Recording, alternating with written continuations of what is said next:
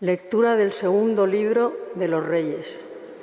En aquellos días, Naamán, jefe del ejército del rey de Siria, era hombre notable y muy estimado por su señor, pues por su medio el Señor había concedido la victoria a Siria. Pero siendo un gran militar, era leproso. Unas bandas de arameos habían hecho una incursión trayendo de la tierra de Israel a una muchacha que pasó al servicio de la mujer de Naamán. Dijo ella a su señora: si mi señor pudiera presentarse ante el profeta que hay en Samaria, él lo curaría de su lepra. Fue Naamán y se lo comunicó a su señor diciendo: esto y esto ha dicho la muchacha de la tierra de Israel. Y el rey de Siria contestó: vete, que yo enviaré una carta al rey de Israel. Entonces tomó en su mano 10 talentos de plata, 6.000 siclos de oro, 10 vestidos nuevos y una carta al rey de Israel que decía: al llegarte esta carta, sabrás que te envío a mi siervo Naamán para que lo cures de su lepra. Cuando el rey de Israel leyó la carta, rasgó sus vestiduras diciendo: ¿soy yo Dios para repartir vida y muerte? Pues me encarga nada menos que curar a un hombre de su lepra. Daos cuenta y veréis que está buscando querella contra mí. Eliseo, el hombre de Dios, oyó que el rey de Israel había rasgado sus vestiduras y mandó a que le dijeran: ¿por qué has rasgado tus vestiduras? Que venga a mí y sabrá que hay un profeta en Israel. Llegó Naamán con sus carros y caballos y se detuvo a la entrada de la casa de Eliseo. Envió un mensajero a decirle: ve y lávate 7 veces en el Jordán. Tu carne renacerá y quedarás limpio. Naamán se puso furioso y se marchó diciendo: yo me había dicho, saldrá seguramente a mi encuentro, se detendrá, invocará el nombre de su Dios, frotará con su mano mi parte enferma y sanaré de la lepra. El Habaná y el Farfar, los ríos de Damasco, ¿no son mejores que todas las aguas de Israel? Podría bañarme en ellos y quedar limpio. Dándose la vuelta, se marchó furioso. Sus servidores se le acercaron para decirle: Padre mío, si el profeta te hubiese mandado una cosa difícil, ¿no la habrías hecho? ¿Cuánto más si te ha dicho: lávate y quedarás limpio? Bajó pues y se bañó en el Jordán 7 veces, conforme a la palabra del hombre de Dios, y su carne volvió a ser como la de un niño pequeño.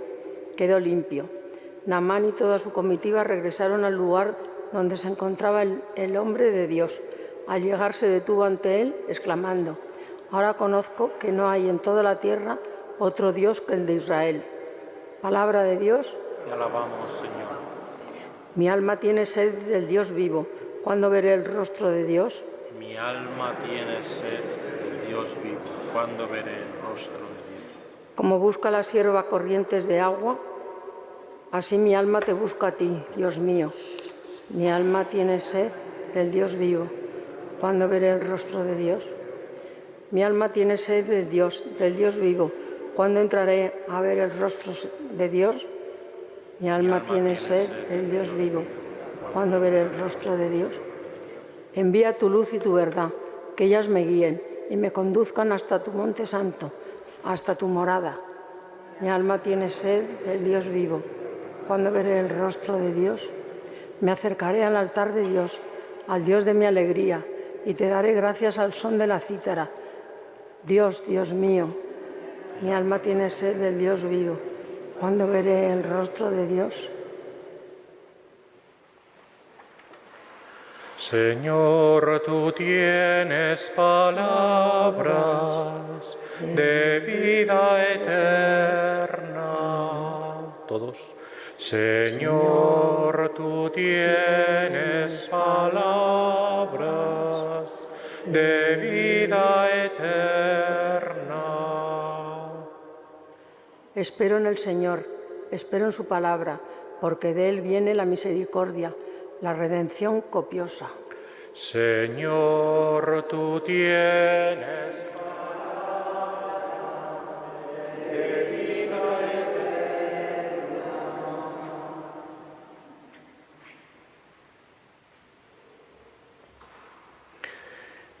El Señor esté con vosotros. Lectura del Santo Evangelio según San Lucas.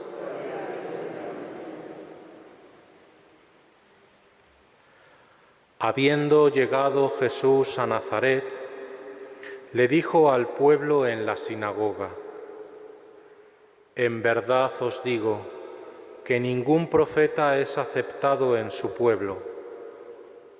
Puedo aseguraros que en Israel había muchas viudas en los días de Elías, cuando estuvo cerrado el cielo 3 años y 6 meses, y hubo una gran hambre en todo el país. Sin embargo, a ninguna de ellas fue enviado. A ninguna de ellas fue enviado Elías, sino a una viuda de Sarepta en el territorio de Sidón. Y muchos leprosos había en Israel en tiempos del profeta Eliseo. Sin embargo, ninguno de ellos fue curado, sino Naamán el sirio.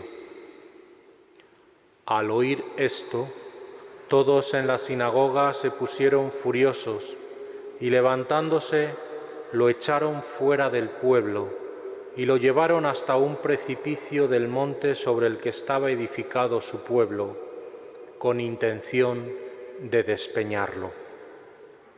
Pero Jesús se abrió paso entre ellos y seguía su camino. Palabra del Señor. Evangelica dicta delantur nostra delicta.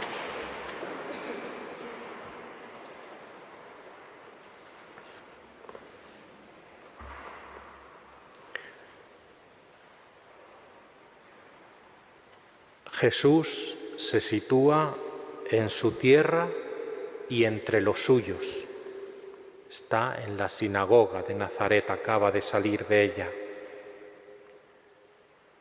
Pero les hace un reproche: no han sabido captar los signos de los tiempos. Frente a la creencia judía de que Dios era monopolio de los hebreos, Jesús les enseña que Dios tiene horizontes más amplios. La primera homilía de Jesús, que había comenzado con admiración y aplausos, todos se maravillaban de sus enseñanzas en la sinagoga de Nazaret, ¿verdad? Se frustra. Los reproches del maestro no gustan a sus paisanos y el encuentro casi acaba en tragedia, porque casi lo despeñan, ¿verdad? Porque lo quieren despeñar desde lo alto del monte. La cruz empieza a aparecer en el horizonte. Sus paisanos no han entendido nada. Si hubieran aprendido las lecciones de la historia que dan los profetas Elías con la viuda y Eliseo con Naamán, estarían más cerca del reino. La salvación de Cristo es para todos los hombres y pueblos, razas y naciones. Ningún profeta es bien recibido en su propia tierra. Corremos siempre el peligro de domesticar el Evangelio.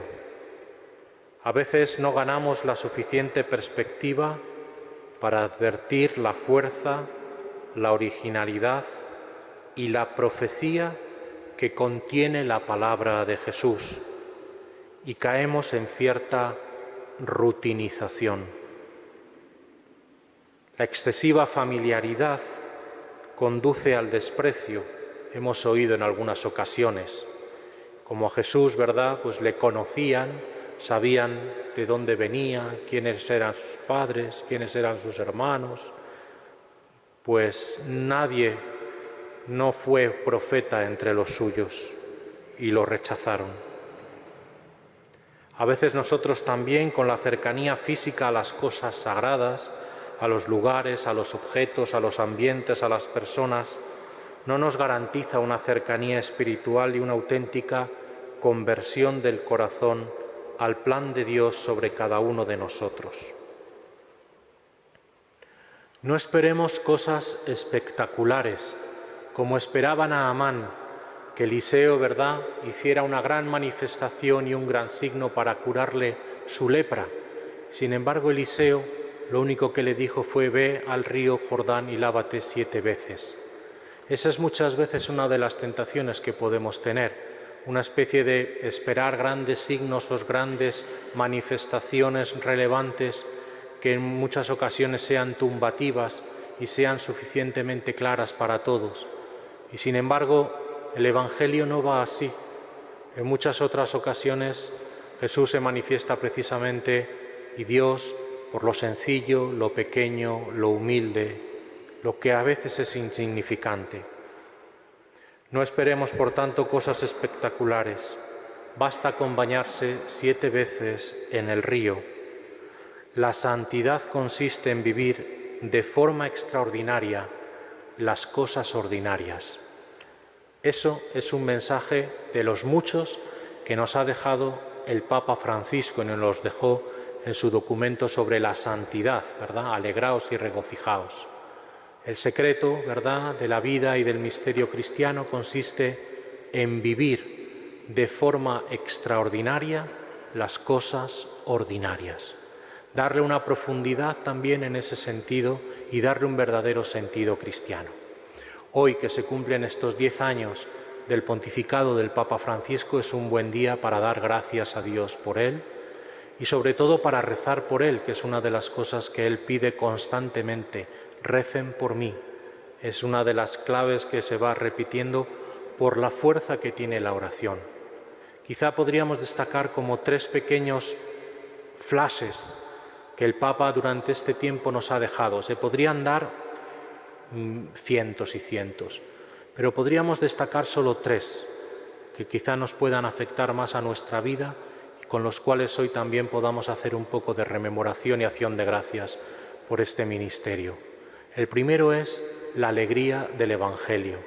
Esa fue su carta programática al principio: hacernos redescubrir nuestra propia condición de bautizados, de hijos injertados en Cristo, ¿verdad?, hermanos en Cristo, hijos de un mismo Padre, y hacernos consciente que al mismo tiempo que somos discípulos del Señor, somos también testigos, misioneros de la alegría del Evangelio en medio del mundo, que estamos llamados a comunicar esa alegría de creer y el gozo, de experimentar el gozo de comunicarles a otro esta alegría que hemos experimentado.